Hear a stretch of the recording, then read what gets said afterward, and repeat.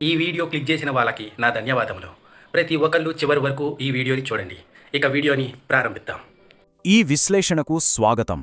కాలుష్యంతో ఉక్కిరి బిక్కిరి అవుతున్న ఈ రోజుల్లో పర్యావరణ పరిరక్షణ అనేది మనందరికీ ఒక పెద్ద సవాల్ కదా. అయితే మన పూర్వీకులు ఏనాడో ఒక అద్భుతమైన న్యాచురల్ గ్రీన్ టెక్నాలజీని మన వాకిట్లోనే పెట్టారు. అదే తులసి మొక్క. కోట్లాది ఇళ్ల ముందు ఈ చిన్న మొక్క ఎందుకు అంత సైలెంట్గా తన పని తాను చేసుకుపోతోందో ఈరోజు మనం చాలా లోతుగా అన్వేషించబోతున్నాం. అసలిక్కడ మనకొక సందేహం రావాలి.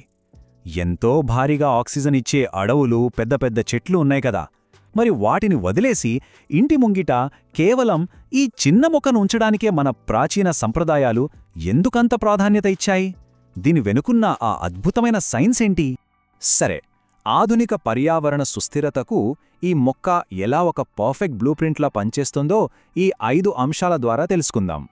పురాణాలకతీతమైనది, ప్రకృతి సహజమైన air purifier, eco architecture, climate చేంజ్కు అడ్డుకట్ట మరియు సుస్థిరత వెనుక ఉన్న తత్వశాస్త్రం.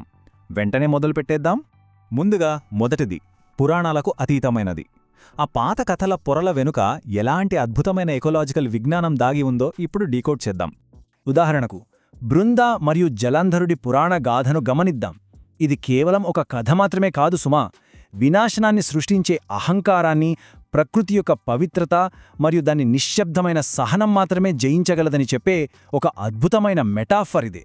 నిజమైన బలమనేది స్వచ్ఛమైన వాతావరణంలోనే ఉంటుందని ఇది చాలా స్పష్టంగా చెబుతోంది. అందుకే అంటారు, దేవుడైనా సరే ప్రకృతిలోని స్వచ్ఛతకు తలవంచాల్సిందే అని. అంటే ఈ పౌరాణిక భక్తి అనేది మూఢనమ్మకం కాదు, ప్రకృతి సర్వాధికారాల పట్ల మనలో తిరుగులేది గౌరవాన్ని నాటడానికి మనవాళ్లు ఏనాడో డిజైన్ చేసిన ఒక పవర్ఫుల్ సోషల్ సిస్టమ్ అన్నమాట. ఇక రెండో అంశానికి వద్దాం, ప్రకృతి సహజమైన ఎయిర్ ప్యూరిఫైయర్. పురాణాల నుంచి కాస్త బయటపడి పక్కా వృక్షశాస్త్రం అంటే బాటనీ కోణంలో చూస్తే దీన్ని మూలికల రాణి అని ఎందుకంటారో భలే ఆశ్చర్యంగా అనిపిస్తుంది.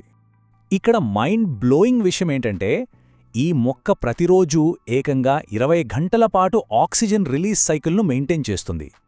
సాధారణంగా మొక్కలు రాత్రిపూట ఆక్సిజన్ ఇవ్వవు, కానీ ఈ మొక్క రోజులో దాదాపు ఎప్పుడూ ప్రాణవాయువును పంపుతూనే ఉంటుంది. మరో అద్భుతమేంటంటే, కేవలం ఆక్సిజన్ మాత్రమే కాదు, ఈ మొక్క ఓజోన్ను కూడా వదులుతుంది. అంటే మన ఇంటికి ఒక అద్భుతమైన న్యాచురల్ మైక్రో లెవెల్ ఎయిర్ ప్యూరిఫైయర్ని ఉచితంగా పెట్టుకున్నట్టే. ఒక పర్యావరణవేత్తగా చెప్తున్నాను, ఇంతకంటే బెస్ట్ న్యాచురల్ ఫిల్టరేషన్ సిస్టమ్ ఇంకోటుండదసలు. మరి ఆ మొక్క చుట్టూ ప్రదక్షిణలు ఎందుకు చేస్తారో ఎప్పుడైనా ఆలోచించారా? అది కేవలం భక్తి మాత్రమే కాదు, యాంటీబ్యాక్టీరియల్, యాంటీవైరల్ గాలిని మనం క్రమం తప్పకుండా పీల్చుకోవడానికి వాళ్లు పెట్టిన ఒక పర్ఫెక్ట్ హెల్త్ రొటీన్. సింపుల్గా చెప్పాలంటే రోజువారీగా లంగ్స్ని క్లీన్ చేసుకునే ప్రాసెస్. మూడో అంశం, ఎకో ఆర్కిటెక్చర్ మరియు ప్రపంచ ఆరోగ్యం.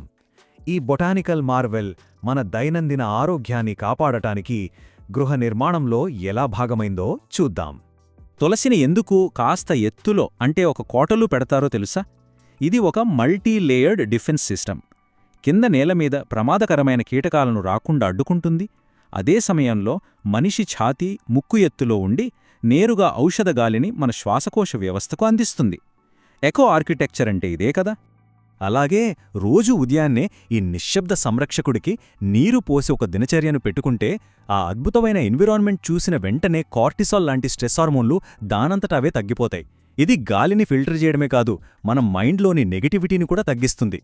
ఇక నాలుగవ అంశం, వాతావరణ మార్పులకు అడ్డుకట్ట. మన ఇంటి ప్రాంగణం నుంచి గ్లోబల్ ఎన్విరాన్మెంట్ వైపు చూస్తే క్లైమేట్ చేంజ్కి ఇదెంత పెద్ద అడ్డుకట్టో స్పష్టంగా అర్థమవుతుంది. పారిశ్రామిక కాలుష్యం వల్ల వచ్చే అత్యంత ప్రమాదకరమైన సల్ఫర్ డయాక్సైడ్, కార్బన్ మోనాక్సైడ్ లాంటి గ్రీన్ హౌస్ గ్యాసెస్ను ఈ మొక్క స్పెషల్గా టార్గెట్ చేసి మరీ పీల్చుకుంటోంది. వాతావరణ కాలుష్యానికి విరుగుడుగా ఇదొక శక్తివంతమైన సహజ ఆయుధమని ఖచ్చితంగా చెప్పచ్చు. అంతేనా? కేవలం గాలినే కాదు, తులసి కాండాలకు అద్భుతమైన వాటర్ ప్యూరిఫయింగ్ కెపాసిటీ కూడా ఉంటుంది. అందుకే చారిత్రకంగా గంగానది లాంటి భారీ పర్యావరణ వ్యవస్థలను శుభ్రపరచడానికి కూడా దీన్ని వాడటం విశేషం. నేటి ప్రపంచంలో జరుగుతున్న ఘర్షణలు, వాటి వల్ల పర్యావరణం ఎంత దారుణంగా దెబ్బతింటుందో మనం చూస్తూనే ఆగండి ఆగండి, ఇంతవరకు వీడియో చూసినందుకు చాలా ధన్యవాదములు. మీకేమన్నా ఎటువంటి డౌట్లు ఉంటే ఆ డౌట్ని కింద కామెంట్లో మీరు పొందపరచండి. నేను ప్రతి దానికి రిప్లై ఇస్తాను. ఇక మిగతా వీడియోని కంటిన్యూ చేద్దాం. ఉన్నాం. ఆ వినాశనానికి విరుగుడుగా ఆక్సిజన్ను ఉత్పత్తి చేసే ఈ ప్రశాంతమైన మొక్కలను పెంచాలనే ప్రాచీన వ్యూహం ఇప్పుడు ఎంత అవసరమో, వాళ్ల ఆలోచనా విధానం ఎంత గొప్పదో మనకు ఇట్టే అర్థమైపోతోంది. అందుకే అంటారు, ఈ మొక్కను నాటడం అనేది కేవలం ఏదో మతపరమైన ఆచారం కాదు, ఇది మానవాళి మనుగడకు, మన ప్రాణాలను కాపాడే అత్యంత సులభమైన, అందరికీ అందుబాటులో ఉండే గ్రీన్ టెక్నాలజీ. ఇక చివరిగా 5వ అంశం, సుస్థిరత వెనుకున్న తత్వశాస్త్రం. మన భూమిని ఎలా కాపాడుకోవాలో ఈ ప్రాచీన తత్వం మనకు ఒక స్పష్టమైన దారి చూపిస్తుంది. కృష్ణ తులాభారం కథ విని ఉంటాం కదా. అత్యంత స్వచ్ఛమైన మనస్సుతో సమర్పించిన ఒక్క చిన్న ఆకు పర్వతాలంత బంగారాన్ని మించిపోతుంది. ప్రకృతి ముందు భౌతిక సంపద ఎంత తక్కువో, ప్రకృతి నిజమైన విలువేంటో ఈ కథ చాలా అందంగా డిఫైన్ చేస్తుంది. దీన్నే ఎకలాజికల్ హ్యూమిలిటీ లేదా పర్యావరణ వినయం అంటారు. మన దగ్గర ఎలాంటి భారీ వనరులను ఆశించకుండా ఎప్పుడూ ఒదిగి ఉండే ఈ చిన్న మొక్క మొత్తం పర్యావరణానికి అపారమైన మేలు చేస్తుంది. నిజంగా ఇది మనందరికీ ఒక గొప్ప పాఠం కదా. మొత్తంగా ఈ ప్రాచీన హరిత సాంకేతికత మనకు నేర్పే కోర్ లెసన్స్ ఏంటంటే, మనం ప్రశాంతంగా ఉండటం, నిస్వార్థంగా ఇతరులకు సహాయం చేయటం, అలాగే మన చుట్టూ ఉన్న వాతావరణాన్ని చురుకుగా, కాలుష్యరహితంగా ఉంచటం. ఈ విశ్లేషణను ముగించే ముందు ఒకసారి ఆలోచిద్దాం. ప్రకృతికి సంబంధించిన ఈ ప్రాచీన సంరక్షకులను మళ్లీ మన దైనందిన జీవితంలోకి ఆహ్వానించడమే ఆధునిక ప్రపంచపు కాలుష్యాన్ని నయం చేయడానికి, మన భూగ్రహాన్ని కాపాడుకోవడానికి ఉన్న అసలైన బ్లూప్రింట్ అవుతుందా? ఖచ్చితంగా దీని గురించి మనం ఆలోచించాలి. మరో ఆసక్తికరమైన అంశంతో మళ్లీ కలుద్దాం. ఆగండి ఆగండి, వెళ్ళిపోకండి.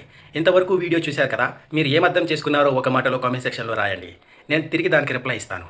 ఇక సెలవు, తర్వాత వీడియోలో కలుసుకుందాం.